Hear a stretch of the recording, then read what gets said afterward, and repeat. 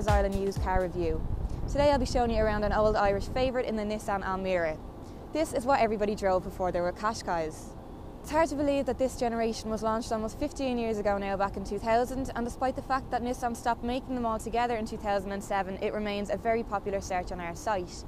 And for good reason too. The Almera has proven itself to be reliable, practical and great value for money. Okay, so there's nothing to write home about in terms of the interior design. Like the outside of the car, the Almera has always been more about function than fashion. But it is all very neatly laid out, the centre console is simple and easy to use, and the materials are durable and hard wearing. It's also quite roomy with plenty of head and shoulder space in the front, adjustment for the driver in the seat and the steering wheel, and space in the rear is also quite generous. I have plenty of legroom to sit behind myself there at 5'6", and the middle seat is quite wide with 3 seat belts, so you will squeeze 3 adults back there, but kids will have plenty of room. In terms of practicality, it's got a nice big boot with a good wide aperture, and it can be extended by lowering the back seats if you need to carry anything longer. It's also got these very handy shopping bag hooks to stop your groceries from rolling around back here. And rather impressively, there's also one in the front on the passenger side, so that you can hang your Chinese takeaway off it on the way home without worrying about it spilling everywhere. Which is just a small and simple idea, but I think it's genius, and I've never seen it on any other car.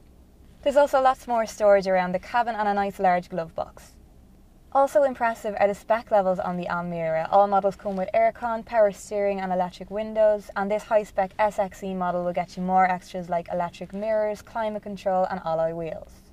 Engine choice is a straight call between a 1.5 and a 1.8 litre petrol or a 2.2 litre DCI, which was actually the fastest Nissan in the UK before the arrival of the 350Z. But by far the most popular choice was this 1.5 petrol, which I'm driving now, and which is what 90% of used Almeras will be. Which is fine because it offers plenty power for driving in and around town at 98 brake horsepower, and also offers pretty good fuel economy at 42 miles per gallon.